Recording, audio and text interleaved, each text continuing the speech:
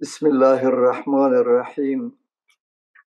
الحمد لله الذي لا يحمد على مكروه سواه، والصلاة والسلام على نبي الرحمة ورسول الهداية والمبعوث معلما وهاديا ورحمة للعالمين، محبوب رب العالمين سيدنا وحبيبنا محمد وعلى آله وأصحابه أجمعين. اما بعد، هموطنان عزیز، جوانان، دختران و پسران عزیز افغانی و امت مسلمه، کسانی که ما را میشنوند و میبینند، السلام علیکم و رحمت الله و برکاته. به حیث یک معلم بسیار قدیم سابقه دار بیش از نیم قرن، همیشه اخبار تربیه و تعلیم و حقوق زنان و مردان، جوانان در ساحه علم و معرفت همیشه طرف توجه ما بوده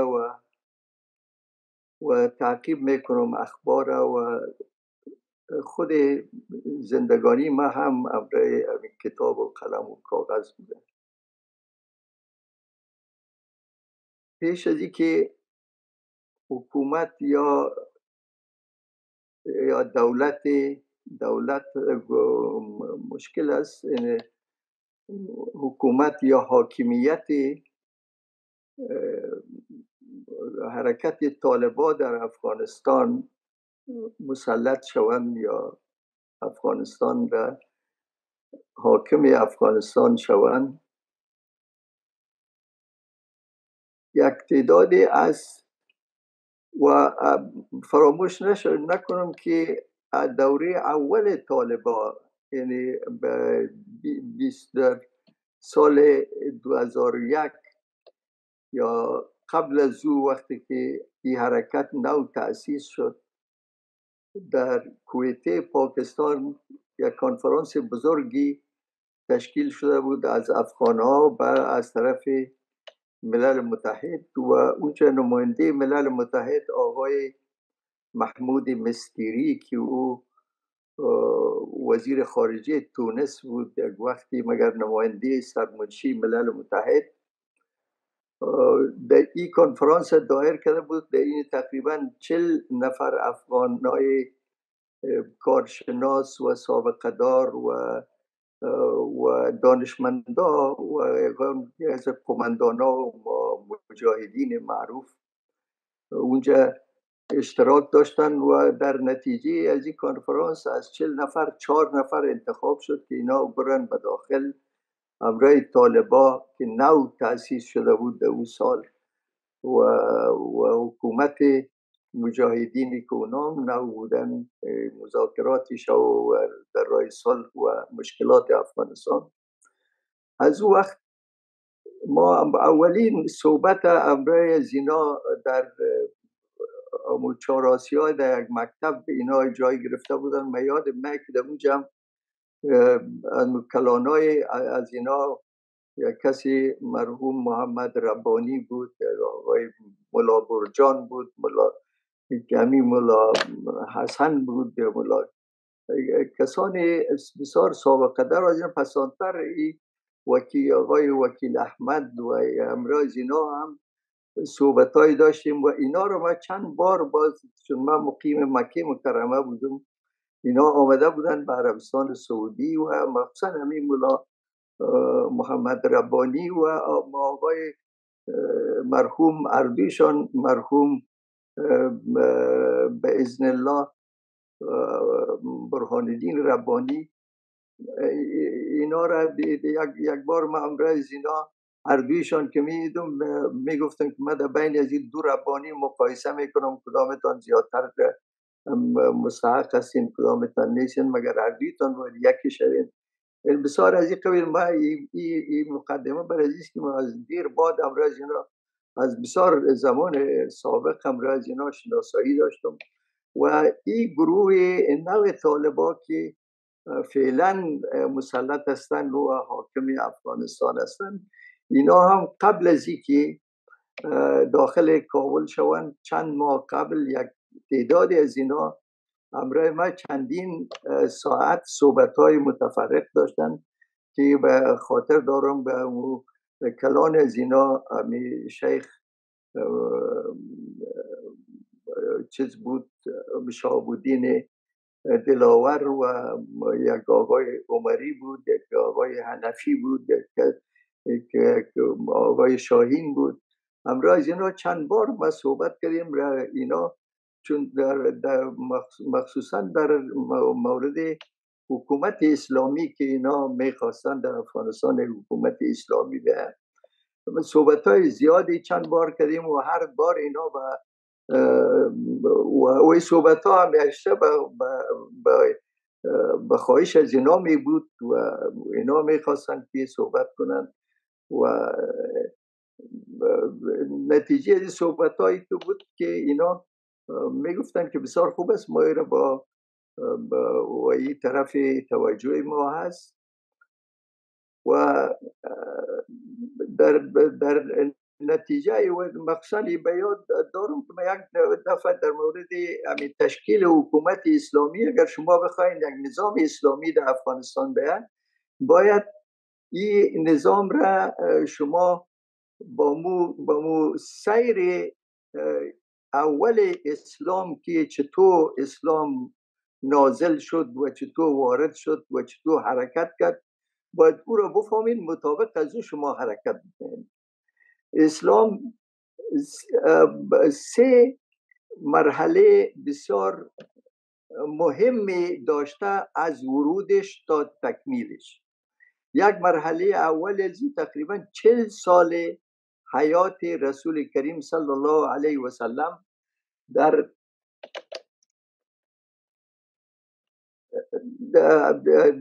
مکه مکرمه بعد از ولادت تا بعثتشان، تمام این دوره 40 سال قبل از رسالت حضرت رسول کریم صلی الله علیه و سلم، یعنی بعد از ولادت تا رسالت، این یک دوره تمهید تحمل این رسالت بود. این برزی بود که شخصیت رسول کریم صلی الله علیه و سلم از نظر تربیه و نظر اخلاق و صفات انسانی به حد تکمیل شود. وقتی که رسالت به نازل میشه بالا از اینا، پس در او وقت که هیچ کسی مجال شک را یا شکی که مبنی به یک دلیل داشته باشه او را نداشته باشه. و طبعا حیات رسول کریم صلی الله علیه و مثل حیات هر انسان عادی دیگه نبود.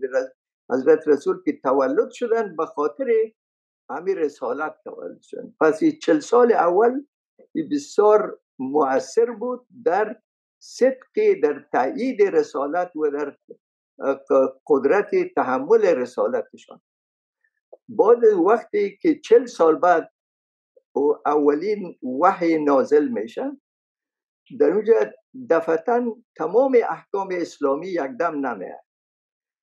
10 سال اول رسالت تنها مربوط میشه به توحید خداوند و به تبلیغ وحدانیت خداوند و ایمان به الله واحد. و به عباره دیگر 10 سال اول محور خود رسالت و تبلیغ رسول کریم صلی الله علیه و سلم تنها لا اله الا الله می باشه و این که خودشان پیغمبر خداست، اونا مبعوث شده از طرف امی. باز نماز که رکن بسیار اساسی است بعد از شهادت، این نماز 10 سال بعد فرض میشه. در این 10 سال اول پیش از که نماز، او جامعه یک جامعه مفسد بود، در بین شراب بود، در بین قمار بود، در بین بت پرستی بود تمام چیزا بود، مگر اسلام و رسالت اسلام یک دم با اینا تصادم نکرد و و و ما تا که خود این رسالت توحید در اعماق نفوس از اینا ترسیخ شود و رسوخ پیدا کنه، بعد از او احکام اسلام نه. برای اولین دفعه بعد از 10 سال در نتیجه اسراء و معراج، در شب معراج احکام نماز فرض شد. نماز به حیث یک جایزه برای حضرت محمد صلی الله علیه و سلم از طرف الله متعال در بالای آسمان ها در معراج برشان داده شد و این جایزه تنها برای زنان نبود، امتشان هم شریک زو بود و چون این جایز نماز یک عبادتی است، یک رکن است که از طریق نماز بنده به الله خود، به خالق خود وصل میشه و نماز انسان را و نمازگزار را با پروردگار خود وصل میکنه و این هر روز و دربار الله همیشه باز است برای 24 ساعت برای بندش، مگر 5 وقت خود خداوند تعیین کرده که به حضور الله ما استاد شویم و عبادت بکنیم، رکوع و سجده بکنیم و این 5 وقت هم هر وقتش ضرب 10 میشه که چون در اول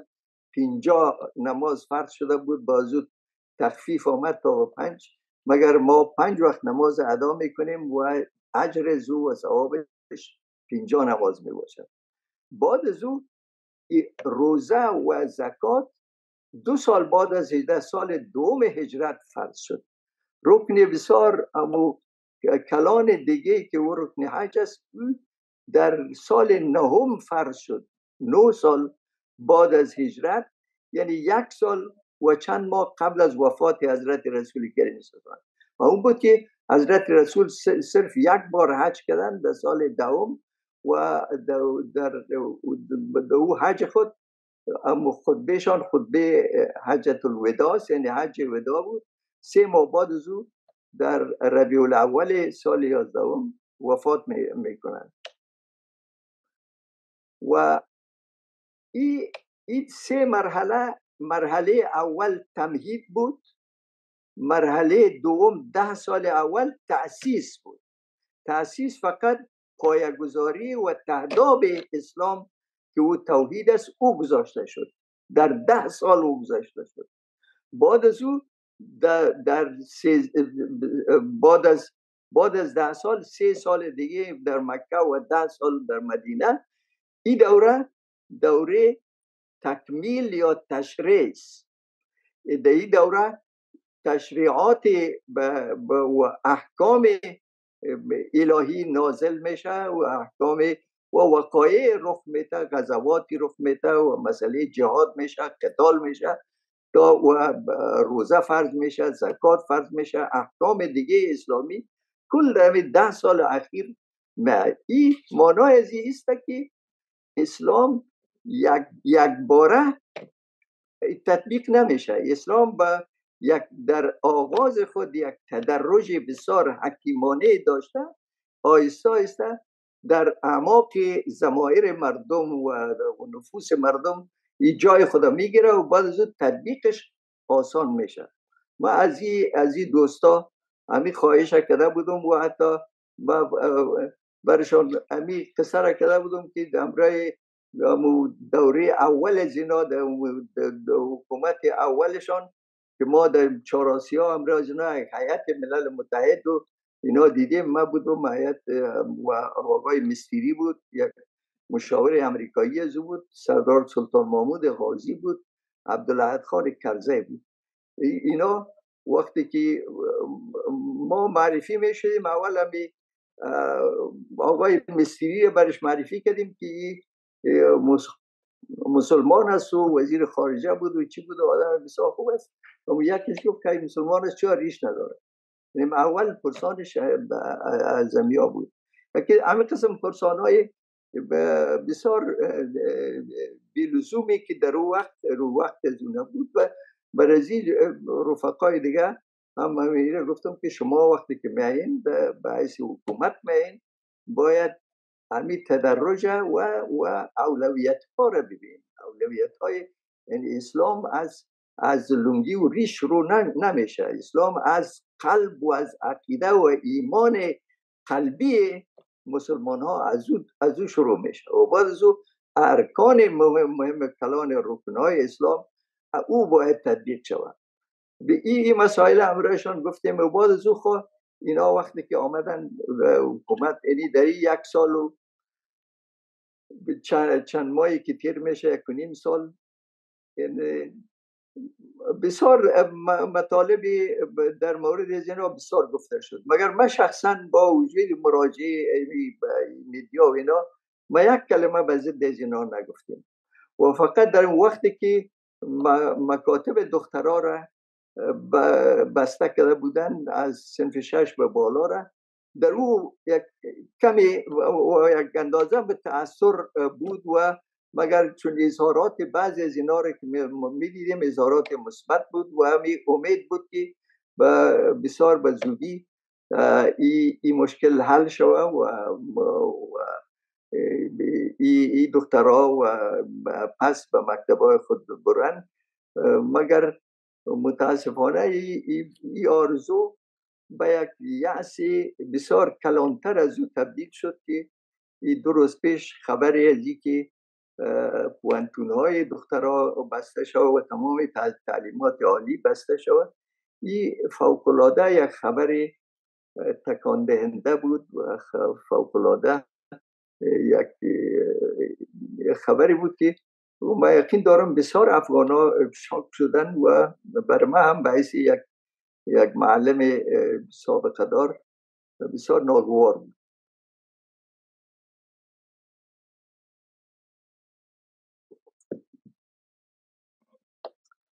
و چند مطلب این مطرح شد که سر حقوق زنها یعنی اینا یعنی واجب است یا یکی یعنی تحصیلات عالی یا تحصیل برای دخترها ای حکم ازی یک حکم استحبابی است یا اباحت است یا واجب است یا چیست و در مقابل وقتی که یک مرجع صلاحیت یا رهبری تصمیم میگیره او اطاعت از او واجب است و بسیار سوالای دیگه هم گفته شدن، مسئله لباس، مسئله حجاب، مسئله لیلیه و نصاب تعلیمی و اینا. تمام از این نواقص یا ملاحظاتی است که هر نظام تعلیمی در هر وقت داشته میتونه و هر وقت و او ایجاب میکنه که دستگاه مسئول این ساحه را اصلاح بکنه یا درست شود، نه ای که تمام امی بنا از تعداب ویران شود بالکل ساحه لغو شود و متاسفانه که عملی شد. من هیچ باور نمیکردم، هیچ فهمیده نمیتونستم که اینا ما به یک طبقه بسیار کلانی که اینا اولادای ماستن، اینا دخترای ماستن، اینا همشیرای ماستن، به اینا به شوق و ذوقی به تحصیل خود میرفتن. شما اگر نقصانی در لباس از اینا بود در نصابش اونا و اسلامی شد یک سال 1.5 سال یا یعنی کافی بود که اسلامی شد و ایره، مگر ای که دروازه بسته شدنش یک باعثی بسیار کلان برای همگی واقع شد و مخصوصا که ایره یک نظام اسلامی به نام اسلامی کار به اسلام و از نظر اسلام ما مسئله علم و اهمیت علم و ارزش علم و مسئولیت و وجوب تعلیم علم وقتی که مطالعه بکنیم و شما خود اسلام شروع از یک کلمه بخوان اقرأ شروع، اولین وحی به حضرت رسول کریم صلی الله علیه و سلم اقرأ بود در امی سوره اول امی بعد از کلمه اقرا 5 آیه اول سوره علق ای در بین زی قرائت است، در بین زی کتابت است، در بین زی علم است و علم از امی 3 عنصر ساخته میشه: قرائت، کتابت مساوی به علم. و همی 5 آیت که الله سبحانه و تعالی فرموده که بسم الله الرحمن الرحیم اقرأ باسم ربک الذی خلق الانسان من علق اقرأ و ربک الاکرم. باز اقرأ 2 بار تکرار میشه. الذی علم بالقلم، اینجا نقش کتابت میه. یعنی علم الانسان الکتابت بواسطه القلم. این معنای علم الانسان اقرأ و ربک الاکرم الذی علم بالقلم. علم الانسان ما لم یعلم. انسان به چیزی را که انسان نمیفهمید خداوند او را تعلیم داد، یعنی علم آموخت برای انسان. و انسان از آغاز پیدایش انسان شما میفهمید که در بین آدم و ملائک الله سبحانه و تعالی یک ساحه، یک تست افضلیت یا مقایسه را انجام داد. برای ملائک امر فرمود که به آدم سجده بکنه و ملائک گفت که ما چطور به طبقه که اینا فساد میکنه و قتل میکنه او را سجده بکنیم. و امتحانی بود که الله متعال برای آدم و علم آدم الاسماء کلها. بعد از او ملائکه گفت که شما ثم عرضهم علی الملائکه فقال انبئونی باسماء هؤلاء ان کنتم صادقین. قالوا سبحانك لا علم لنا الا ما علمتنا انك انت العلیم الحکیم. ملائک گفتن که ما علم از این نداریم و آدم که خداوند برش یاد داده بود تمام اسما را او گفت. و اینجا آدم از طریق علم بر ملائک برتری پیدا کرد. یعنی علم سبب ازی شد که انسان مقام بالاتر از فرشته داشته باشه و فرشته بعد از او به آدم سجده تعظیم میکنه و این سببش علم بود. یعنی علم از وقتی که از وقتی حضرت آدم این شروع میشه، وقتی که انسان میه و خصوصا وقتی که به اسلام میه. اسلام شروعش البته در اسلام از علم پیشتر تربیه و اخلاق است. همیشه در وزارت های ما میگن وزارت تعلیم و تربیه و عقیده ما این درست نیست، باید وزارت تربیه و تعلیم بگوین. چرا اول تربیه است، اخلاق است. رسول کریم صلی الله علیه وسلم در 40 سال قبل از نبوت اخلاق خود تثبیت کرد. تربیه را خداوند ای پیغمبر خدا، ای انسان را، ای بنده خدا به ترتیب تربیه کرد که هیچ یک ذره از شمه از علائم شر در زندگانی از این نبود. صادق بود، امین بود، رحیم بود، حلیم بود.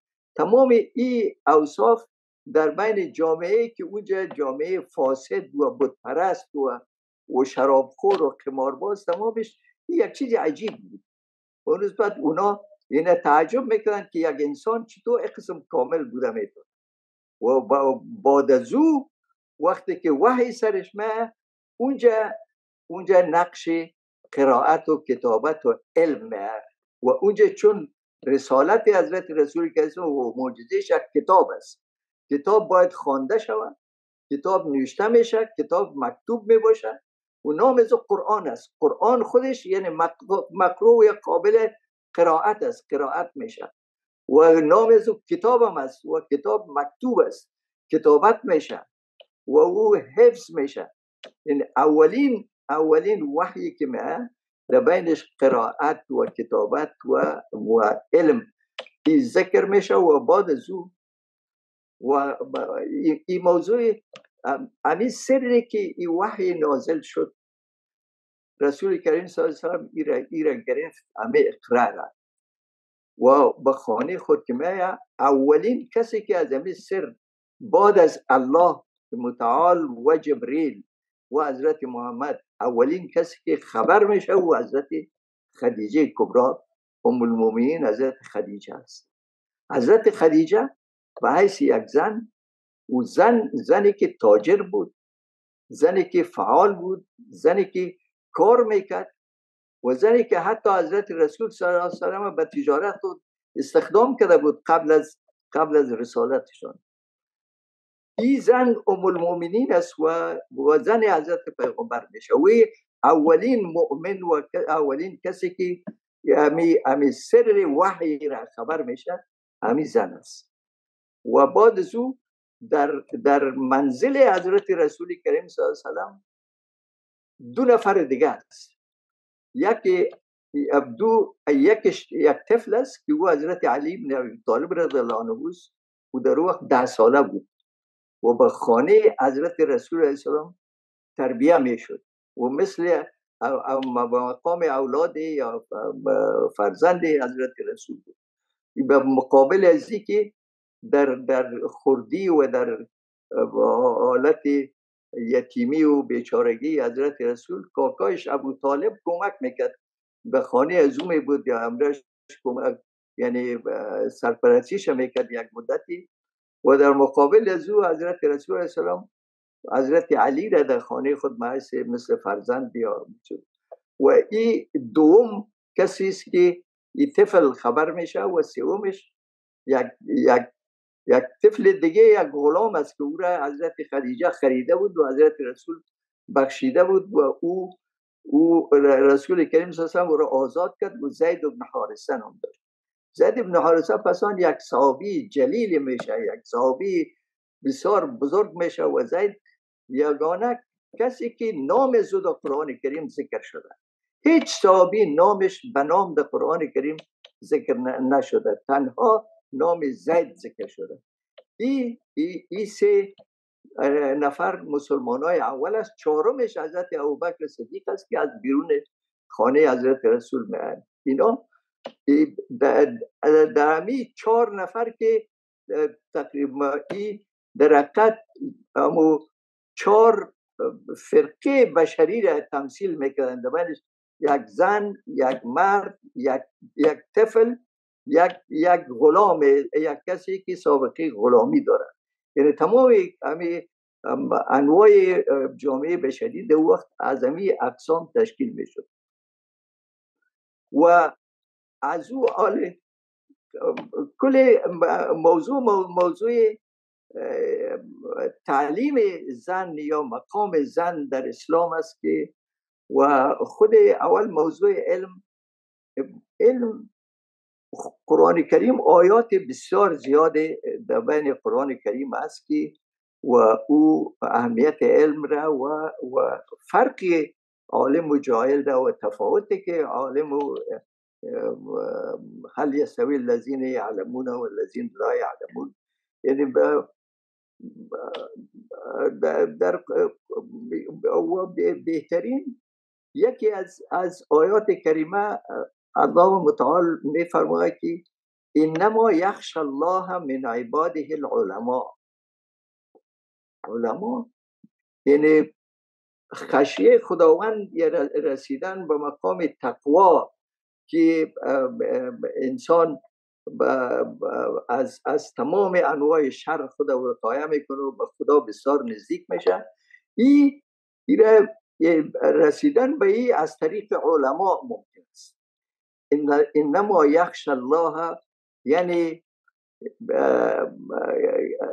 امو خشیت و یعنی شناسایی خداوند، رسیدن به مرتبه خشیت و تقوا او او بنده های خدا به او میرسه که اونا علما باشن. ان الله عزیز غفور. و در سوره الرحمن الله متعال فرموده الرحمن علم القرآن خلق الانسان علمه البیان.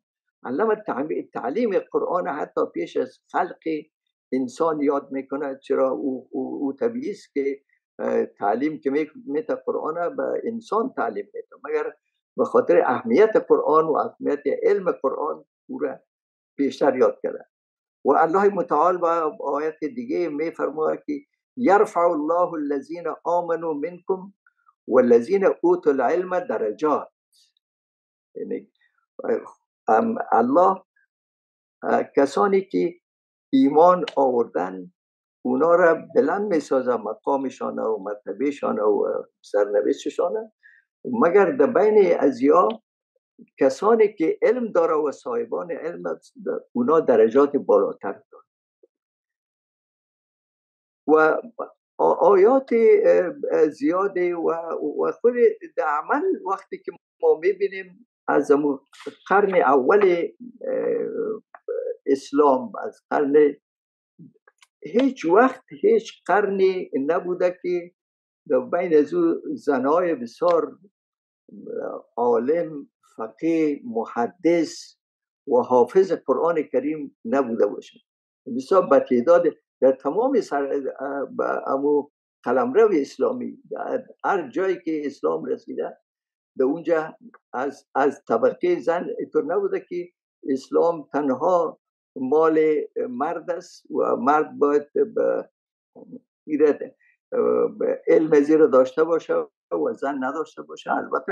البته حدود زندگانی زن و مرد فرق داره. قیود زندگانی زن و مرد فرق، مسئله لباس، مسئله حجاب، مسئله ستر، مسئله حیا، مسئله اخلاق، کل ازی قابل رعایت است. یعنی در چوکات ازی با هر کدام همین دو جنس مرد و زن، دختر و پسر، اینا حقوقی دارن و واجباتی دارن و فرایضی دارن. یعنی فرض در انظر اسلام یک قسمت علم اسلامی که او مربوط به احکام و ارکان اسلام باشه، مثلا مسئله روزه و زکات و نماز و توحید و این ارکان اسلام و ارکان ایمان فهمیدن ازی فرض عین است برای کل مسلمان ها. هیچ مسلمان حق نداره که نماز خود نفهمه یا روزه رو نفهمه. این علم این مسائل برای کل فرض است. باقی ما در علم مسائلی که ما به او احتیاج داریم، مثلا علم فرض کنیم که انجینری است، دکتر است، مهندس است، تاجر است، این مسائل تخصصی و مسلک های مختلفی که زندگی انسان به او مربوط است، به او استوار است.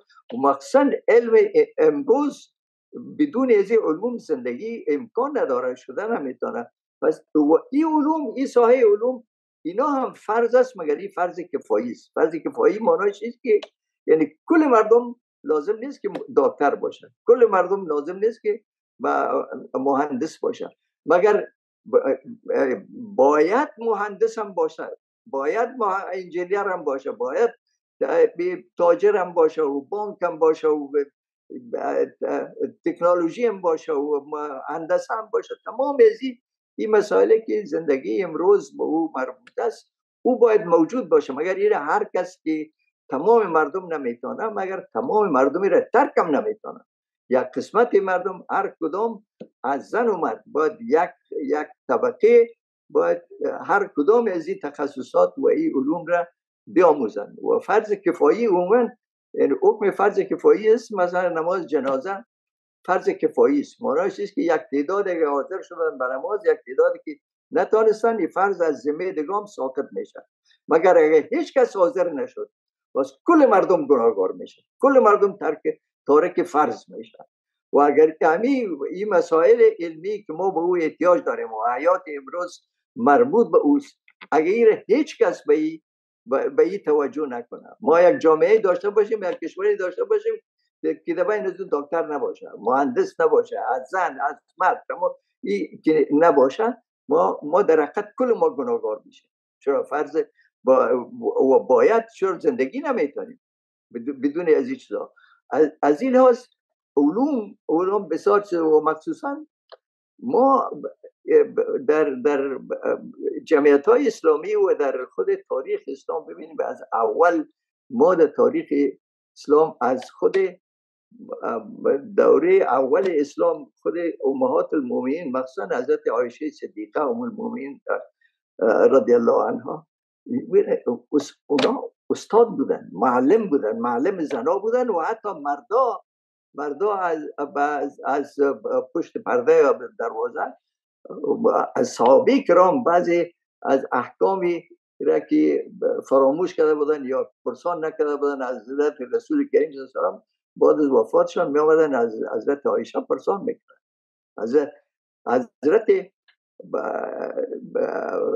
ام سلمه رضی الله عنها یکی از امهات المؤمنین در صلح حدیبیه خود حضرت رسول از یک مشکل کلان روحی نجات داد و اونجا وقتی که صلح حدیبیه منعقد شد و شرایط صلح در نظر صحابه کرام بسیار شرایط ذلتبار به ظاهر می آمد که اونا همه احرام داشتن و به عمره نیت کرده بودن، مگر مجبور بودن که از اونجا پس برن و بدون از اینکه عمره بکنن. بسیار مایوس بودن. وقتی که قرارداد امضا شد حضرت رسول امر کردن که از احرام خدا بکشین، سر خدا قیچی کنین یا حلق کنین، از کشیدن از احرام و اون طریق شد. و دیدن که صحابه کرام هم تو غرق و به چیز بی خود هیچ کدام حرکت نکردن و حضرت رسول برآشفته شدن که رسول الله امر میکنه و اصحابش او را تنفیذ نمیکنه. رفتن به اون خیمه خود، اونجا حضرت ام سلمه رضی الله عنها ام المؤمنین بود، به اونا گفتن که مردم هلاک میشه، امر رسول الله را قبول نکردن. ام سلمه گفتن که نه، این مردم که قبول نمیکنن به خاطر از اینکه قبول نکردن، خاطر از که انتظار دارن شاید یک وحی بیاید و همین تصمیم تغییر بده. ممکن است اینا به امید از اینکه داخل شده بتانن به کعبه شریف یا به مسجد الحرام که عمره ادا بکنن. اگر شما فکر میکنین که این قطعی است، یعنی مسئله خلاص شده، شما محرم هستین، میتونین خودتان سر خود هلاک خود بخواین و سر خود در وقت مردم باز قصور نمیکنه. و همین مشوره حضرت ام سلمه که زن است و پیغمبر خدا این مشوره داد و که برآمد رسیم و حلاق خود خواست که به سر کل صحابه کرام در او وقت همه 1500 نفر بود، اینا مبادرت کردن به زودی خود از احرام کشیدن. و همیشه در تاریخ اسلام یک خانم در تقریبا 1300 سال پیش یک خانم در فاس المغرب زندگی داشته و در سال 800 تا به 878 زندگی کرده و این خانم مؤسس اولین یونیورسیتی در تمام جهان است. در تمام عالم در اون وقت، یعنی 1300 سال پیش، یک مؤسسه بسویه کوهنتون یا یونیورسیتی موجود نبود در تمام جهان، در مسلم و غیر مسلم، مگر امی خانم که نام ازی فاطمه بنت محمد الفهری است. این در سال 859 امو قدیمترین یونیورسیتی جامعه را به نام جامعه قرویین در فاس المغرب ای تأسیس کرد. از پول شخصی خود که میراث گرفته بود، نه یک پول میتونستی و خود از یک زن عالم و فاضل بود. این یونیورسیتی تا امروز دوامداری قدیمترین یونیورسیتی دنیاست، نه تنها در جهان اسلام بلکه در تمام عالم، و تا امروز او این یونیورسیتی موجود است، جامعه القرویین در فارس المغرب، و ایره فاطمه بنت محمد الفهری ساخته. یک در قرن 20 و افتای آخر در مصر به نام عایشه عبدالرحمن یک کسی به نام بنت شاطئ بسیار چیز بود، معروف بود، یا از 1913 تا به 1998 زندگی کرده. این نویسنده بود، ادیب بود، استاد بود، و این اولین استاد زن است که در جامعه ازهر تدریس کرده. جامعه ازهر که این قدیمترین و بعد از قرویین قدیمترین جامعه و بزرگترین جامعه و کوانتون اسلامی در دنیاست. امی خانم امی بنت شاطئ در اونجا تدریس کرده. ما حتی در زیب النساء در شادخت مغول در سایه جنوب آسیا و در سایه ما و شما، اونجا شاعره بود، ادیب بود، حافظ قرآن بود. و یک خانم دیگه در شام در سوریه به نام مریم استرلابی، یک زن نابغه است که در شهر حلب در شمال سوریه زندگی داشت. این استرلاب که یک وسیله، یک آله بسیار پیچیده فلکی است، ایره علمای فلک از این استفاده میکنند. او ایره اختراع کرده خودم، یعنی مریم استرلابی. و در سلطان رضیه در وقتی که ممالک ترکی در هند حکومت داشته، این اولین باعث یک مسلمان اول سلطان زن، اولین سلطان در دهلی این مقرر شده و سلطان ترک بود در دهلی. بسیار یعنی زنهای بسیار عالم و خوب، خود حضرت حفصه رضی الله عنها و حضرت تمام ازواج مطهرات حضرت رسول کریم صلی الله علیه و سلم در مساحه زنها اونا معلمات بودن. در ساحه زنها بسیار و خود زنها این آزادی را داشتن که حضرت رسول خواهش کردن که مردا وقت شما را بسیار میگیره و ما محروم هستیم، برای ما یک وقتی تعیین بکنید که ما سوالات خود بکنیم. یک روزی برای زنها تعیین شده بود که خودشان می آمدن مستقیم از حضرت رسول مثلا سوالات خود میکردن و رسول کریم صلی الله علیه و سلم برای زنها جواب میداد برای چیز. و یعنی زنها هیچ وقت در تاریخ اسلام قسم در بین خانه خود بندی نبودن. در بین خانه خود خانه مالدار تربیه طفل و تدبیر منزل و یکی از نام زنها ربة المنزل است. خانه جای اصلیش در اون می باشه، مگر اینکه با درس نخونه و با مکتب نره و با فاکولته نره و تعلیف نکنه، ترجمه نکنه، حافظ قرآن نباشه و اینا. و حتی متاسفانه با احادیث و با روایات بسیار روایاتی که بسیار ضعیف و منکر و مجهول و به اینای استناد شده که زنها برآمدن نمیتونه و به خانه باید باشه و هیچ کاری در غیر کارهای تار و سوزن و نمیدونم این چیزا دیگه کار نداره. و قرآن هم بسیار عجیب است. و گفته قرآن هم که میخوانه سوره نور بخوانه، سوره نور چون اخلاق زن و احکام زنها و اینا هست اونجا، و سوره یوسف نخوانه. سوره یوسف نخوانه به خاطر که اونجا مسئله زن است و عشق و عاشقی و جمال و زیبایی و این مسائل است اونجا. و این قرآن یوسف احسن القصص کتاب خداوند است. شما چطور یک بنده خدا را میتونید بگید که این سوره را نخوان، این سوره را بخوان؟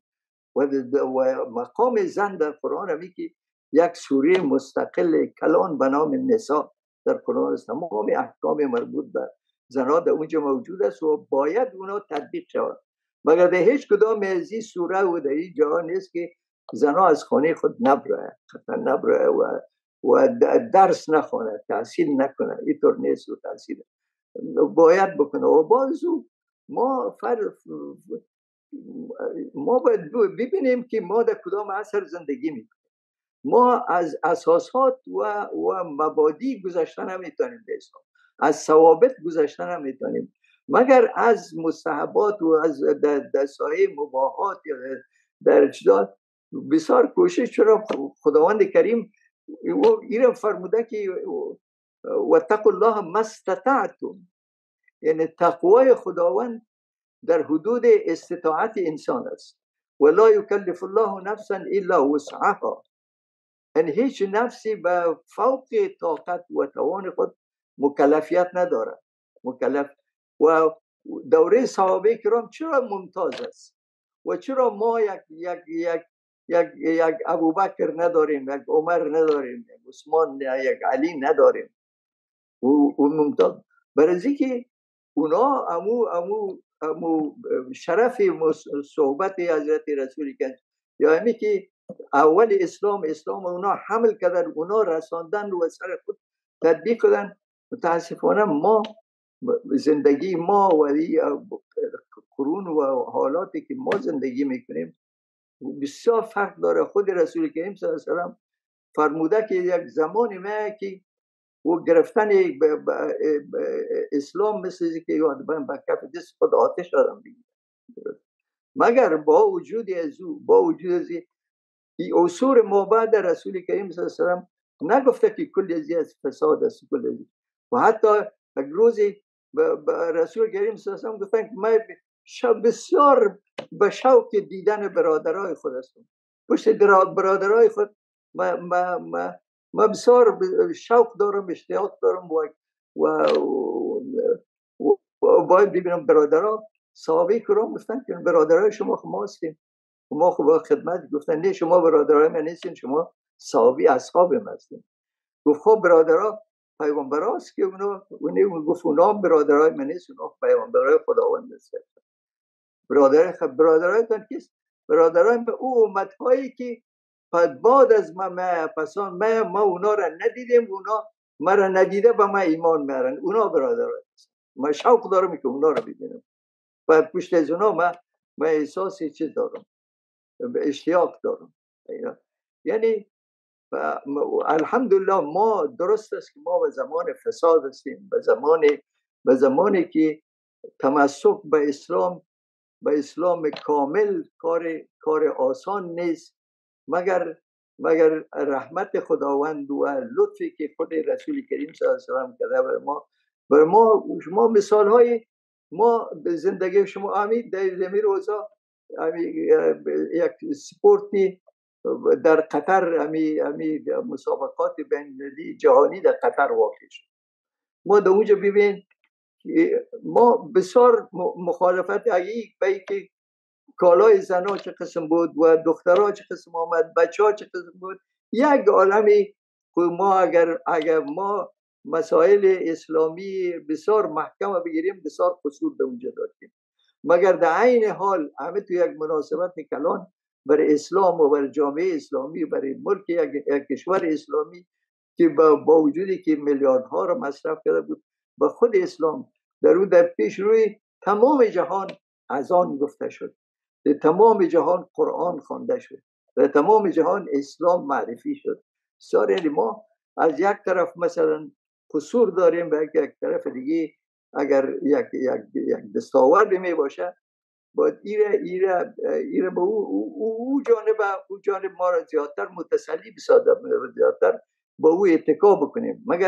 مگر قصور صادر میشه از ما و قصور باید قبول بکنیم و عذر بکنیم پیش خداوند کریم صلی الله علیه و خدا.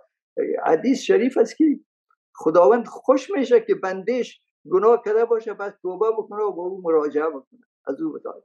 و حتی حدیث شریف است که اگر یک امتی باشه که در او هیچ گناهگار در او نباشه و خداوند امو امت پس میکنه، یک امت دیگه رو میاره که در بین از او هم گناهگار باشه هم غیر گناهگار باشه. اگر هیچ گناه کس نکنه و هیچ قصور نداشته باشه، این صفت الرحمن، الرحیم، الغفور، الکریم، این چی وقت از این استفاده میشه؟ و چی وقت ما انسان، هر انسان مقصر است و همیشه باید با توبه و استغفار و اینا را بکنیم به حضور خداوند و قصور چیز باشیم. چون امکان از این که ما 100% تمام شکر تمام نعمتهای خداوند را هم زبانی و هم عملی ادا کرده بتانیم، این امکان نداره.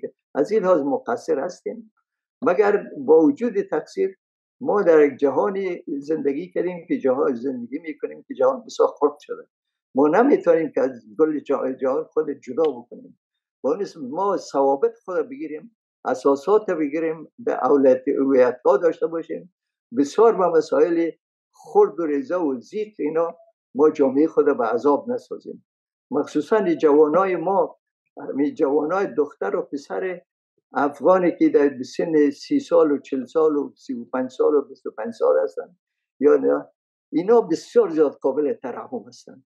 اینا همین نسل، همین نیم قرن آخر ما، یا این بیچارا در ساحه کشت و خون و آتش و خون و قتال اینا تولد شدن. اینا دمی حالت اینا زندگی کردن. اینا فقر کشیدن. اینا در خانه ها مصیبت های زیادی وارد شده. اولاد مردم کشته شده، پدرها کشته شده، برادرها کشته شده، بندی شده، اینا شده. و یک تعداد دیگه سر از اینا ظلم کرده، مال از اینا. پس این نسلی که ما فعلا و حیث نسل جوان در دختر و پسر داریم، این نسل اینا همین که اینا درس بخونن، اینا کار بکنن، اینا قابل قدر هستن، اینا بسیار قابل ترحم هستن. یا اینا اکثر از اینا این کار فقط برای نان شب و روز فامیل خود میکنن. و اینا در حالی که همین زندگی و همین تو یک عصر اینا کلان شدن، به این مشکلات کلان شدن، باز اینا میخواین درس بخونن. چرا ما اینا رو بگیم که نه درس نخواهیم؟ به خاطر که لباس درست خود لباس درست بود، کتاب چیز صحیح بود، کتاب معطل چیز بسته نکنیم چیزی یونیورسیتی و صحیح و بسیار دلایلی گفتن که ما امر امیر المومنین است و ما باید اطاعت بکنیم. امیر المومنین اول ما براتون بگویم که اولین امیر المومنین و امیر المومنین واقعی اول حضرت عمر بن خطاب رضی الله عنه، عمر فاروق رضی الله عنه امیر المومنین بود. او امیر المومنین که در کوچه که او میرفت، حدیث شریف است که شیطان از کوچه گیر نمیشد، از او میترسید شیطان. مگر همین امیر المومنین وقت در بالای منبر میخواست سر مهر دخترها و زنها قیودی بیاره و یک چیزی بگه، یک زن صدا میکنه در اونجا که یا عمر تو این حق نداری، برای که قرآن نگفته ایده، قرآن تهدید نیست، تو چطور قرآن تهدید میکنی؟ یعنی زن بود، زن در اول اسلام در با حضور امیر المومنین همین جرأت بر و امیر المومنین یک دفعه متوجه شد، فکر کرد گفت که اصابت المرأة و اخطأ عمر. زن درست گفت، عمر خطا کرد. و این گفتار امیر المومنین است. این امیر المومنین یک روز دیگه به سر منبر گفت که اسمعوا، یکی از صحابه استاد شد و غالبا و سلمان فارس گفت که لا سمع ولا طاعت لك یا عمر. گفت تو قابل چیز نیستی، قابل اطاعت نیستی، قابل شنیده. گفت چرا؟ گفت اون مقدار غنیمتی که لباس ها بود که تو سر کل ما تقسیم کردی و برای خودم آره که تو که از ما که قد بلند هستی و برای تو این لباسی که تو گرفتی برای پوشیدی، این 2 نفر می باشه. معلوم است که تو برای خود 2 چندی از ما گرفتی، بر ما یک قسمت دادی، برای خود دو چند گرفتی. حضرت عمر صدا کرد که عبدالله ده اینجا هست؟ عبدالله بچهش به عبدالله بن عمر صدا که بله من. گفت بگو قصه امیر لباس من چه قسمت. عبدالله گفت که امیر المؤمنین برای کل ما به یک اندازه چیز کرد.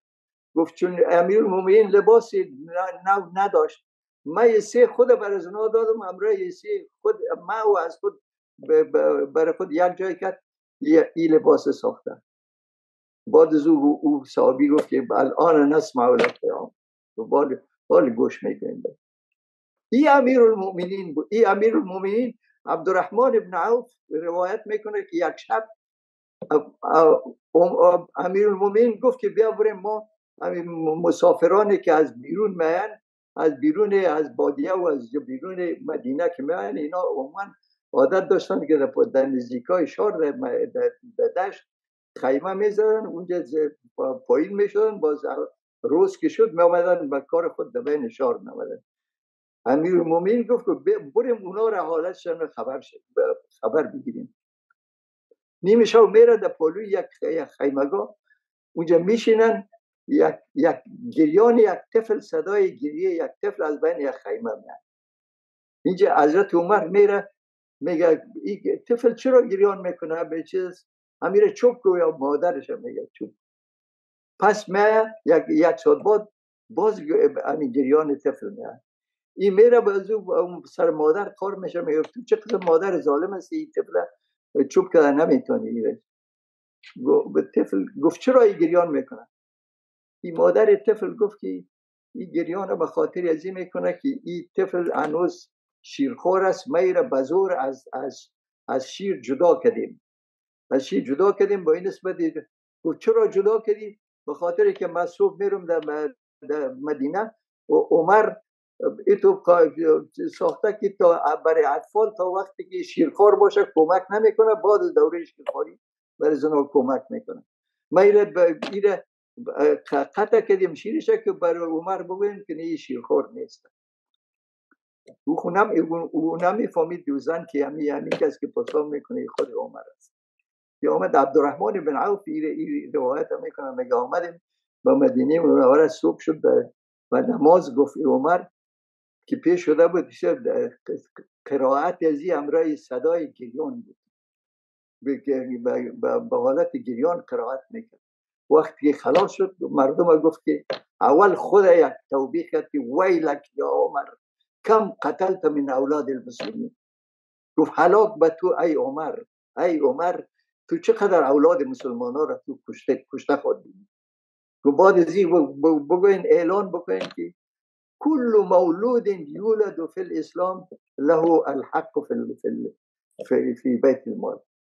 یعنی بعد از این کمک دولت برای هر کس با مجرد تولدش میشه، با مجرد طفل که تولد میشه او قافله و اون مردمی که آمدن دیدن که وقت همون شبی که اونجا حضرت عمر او را دیده بود چون قانون خود تطبیق داد. این امیر المؤمنین. امیر المؤمنین یک کلمه است که حتی دولت عثمانی که نیم دنیا را گرفته بود، اونا هم به احتیاط و از ادب خود امیر المؤمنین نمیگفتن، سلطان میگفتن. امیر المؤمنین در زعامت امروزی جهان، امروز من کدام کشوری را نمیبینم در جهان که و اسلامی ولو که 5-10 تا از اینا را که یک جای به یک جا بکنید، یک جا هم شده هم نمیتونه. شما 2 کشور اسلامی نمیتونید که یک جای بکنید. و کشورهای اسلامی در داخل خود مشکلات دارند، چرا غیر مسلمان ها مسلط هستند سر کشورهای اسلامی. کشورهای اسلامی هیچ کدام با آزادی کامل خود ندارند. از این لحاظ هیچ زعیمی در کشورهای اسلامی امروز اینا حقی داشتن همه قسم یک عنوان همه قسم یک ندارن. ما بگویم کلان هستین، رئیس هستین، حاکم هستین، این هستین. امیر المؤمنین یک سابقه داره، یک تاریخی داره که باید با مو احترامش و با مو مقامش باید دارم او را حفظ بکنه. و ما در مسئله ای که گفته شده که این واجب است، روایت است، اینا بعضی مسائلی را خود زندگی فرض می سازد. بعضی مسائل مخصوصا علم امروز طب ما شفاخانه باید داشته باشیم، شفاخانه باید دکتر داشته باشیم و دکتر باید هم زن باشه هم مرد باشه. چرا؟ زنم مریض میشه، مردم مریض میشه. او در سابق نبود که از یک گیاه میکندن در دشت خود کسی شار شده زندگی یا چیز داریم. چطور میتونیم بگوییم که مرد دکتر باشه و زن نباشه، مرد بخونه و زن نخونه؟ و در سای علوم آیا یک روز تعلیمات عالی، یک روز مکتب غذایی میشه، یک قسمت زندگی یک طفل، یک جوان، یک دختر ضایع میشه. متاسفانه شما این حالتی که امروز در فاجعه یا حالت مشکلی که در طول تاریخ اسلام من نمی‌بینم که طالب العلم دختر زن یا مرد به ایتو یک مشکل اونا مواجه شده باشه. قطعا ایده سایه اسلامی واقع نشده. در قبل از اسلام، در جاهلیت اسلام برای زنها بسیار ظلم شده. برای من تشبیه نمی کنم، مگر در اونجا هم زنها میراث نمی گرفتن، زنها تعدادشان برای ازدواج محدود نبود، هرچی که زنها به خدمت مردا بود و زنها و دخترها متاسفانه دخترها یعنی بسیار فجیعانه اونا زنده و گور می شدن، زنده و گور شدن. او یگانه مثال بدی که در مقابل دخترها در تاریخ اسلام شده، قبل از اسلام، همین قبل از اسلام شده و دوره جاهلیت قبل از اسلام شده. بعد از که اسلام آمده، اسلام و رسول کریم صلی الله علیه و در خطبه وداع خود آخرین کلمه که حضرت رسول گفته که الصلاة و اتقوا الله فی النساء، گفته اوش احتیاط بکنین و نماز و در مورد زنا از خدا بترسید، یعنی به زنا ظلم نکنید. و این آخرین فرمایش حضرت رسول کریم صلی الله علیه و در خطبه خود در همیشه گفته اینا نیم مرداست، اینا حق دارن، اینا مادراست. و من دیگه و چی بگویم، متاسفانه که امی حکم مخو بسیار زیاد امید داشتم که امی گروه اینا را که ما در اول خوش بودیم، بسیار جنبه های مثبت داشتن. اول اینا مثل خودشان میگن اینا را که همه خوش داشتن به خاطر حب علی نبود، بغض معاویه بود. یعنی ما همون دستگاهی که در سابق بود اونا از اونا اینقدر رنجش داشتن، مردم اینقدر احساس اینقدر فساد اونجا بود، اینقدر دوزی و چور و چپاول اونجا بود. و خود دستگاه ما متاسفانه از همون در 20 چند سال گذشته ما کدام حکومت یا کدام انتخابات یا کدام چیز ملی قانونی نداشتیم. همیشه اونجا مداخلات خارجی بوده. ما رئیس ما را دیگه کسا انتخاب کردن اونا را.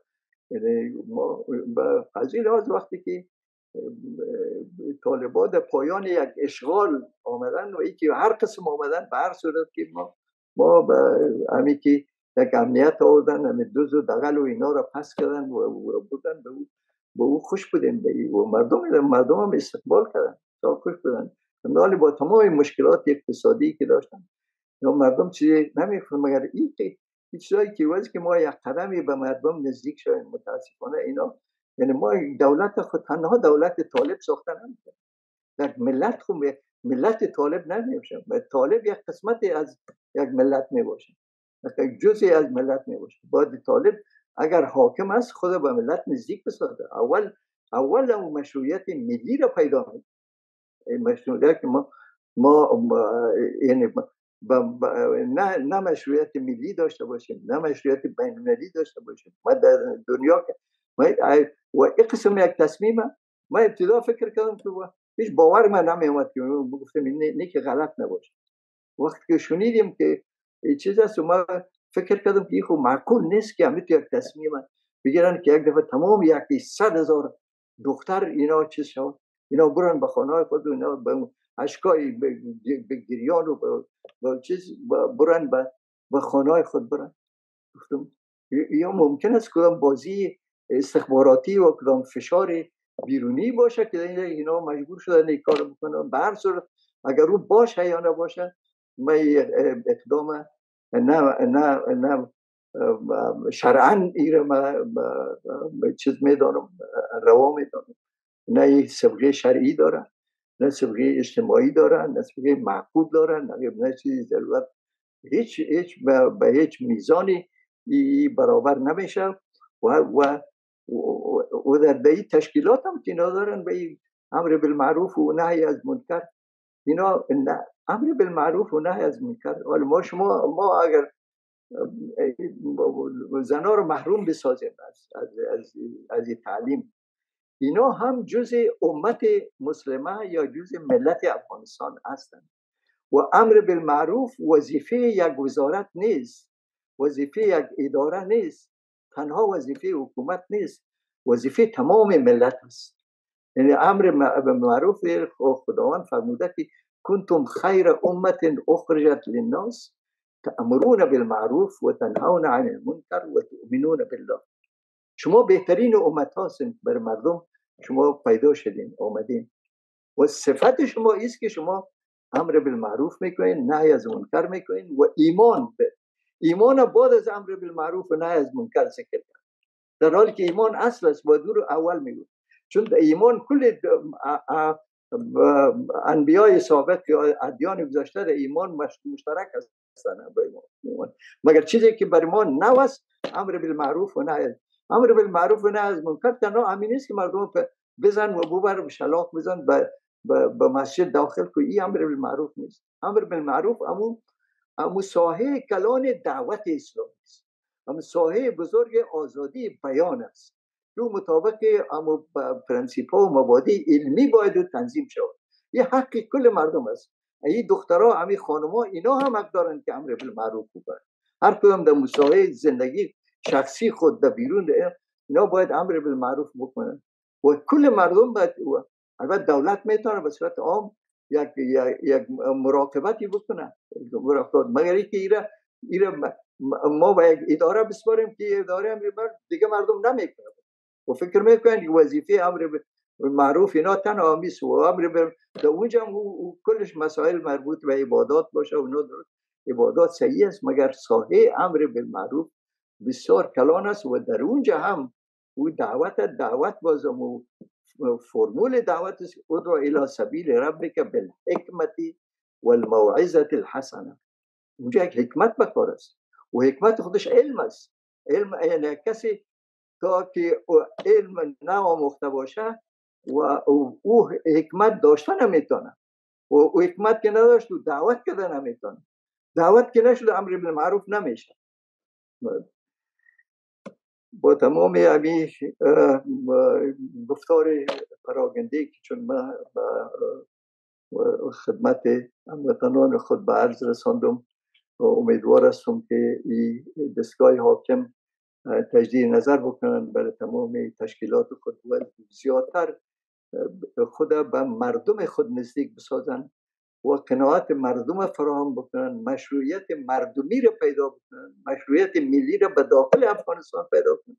اینقدر با امید ازی که با او طرف دست پرتن و حتی همی کسانی که امرای ما مذاکراتی داشت چندین چیز و بعد از این حاکمیت ما اونا رو قطعا ندیدیم و اینا رو حالا میبینیم که پشت سر همون مردمایی که اینا کشیدن مردمایی که پیش اینا متهم هستن، مردمایی که گفتن که او را به جمله دستاوردهای خود حساب میکنن که ما دوستا را پس کردیم و ما او را پس کردیم و ما خائنین و فساد پس کردیم و اونا را از بین بردیم ولی پشت از اینا رو گرفتن و میپالن که ما کجاست که بیاین اونا رو استقبال میکنن. من نمیفهم خدا کنه که اینا در نوع تصرفات و در تشکیلات خود تجدید نظر بکنن و خود با مردم خود نزدیک بسازن و مشروعیت ملی اول پیدا کنن، بعد از او پشت مشروعیت های بین المللی اونا برن و زندگانی سیاسی خود را با مردم خود و مردم با همسایه های خود و مردم جهان و از یک مبدأ آزادی کامل و مبدأ عزت و کرامت ملی افغانستان که حیثیت ملی افغانستان و تمامیت ملی افغانستان به حیث یک کشور واحد بدون در نظر گرفتن تفاوت‌های قومی و مذهبی و اینا او را اینا اجرا بکنن، با اون طرف اینا قدم بردارن. والله الهادی الى سواء السبیل و صلی الله وسلم و بارک على عبده و رسوله سيدنا وحبيبنا محمد وعلى آله وأصحابه وأتباعه أجمعين. والسلام عليكم ورحمة الله وبركاته.